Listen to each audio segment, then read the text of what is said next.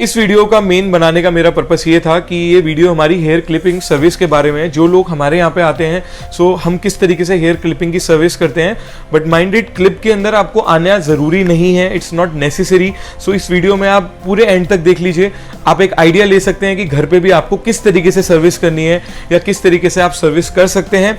बाकी अगर आप हमारे यहाँ पे आते हैं तो आपके ओरिजिनल हेयर्स की सारी कटिंग वगैरह एंड प्रॉपर फिनिशिंग हो जाती है एंड आप इस चीज़ को घर पे भी कर सकते हैं।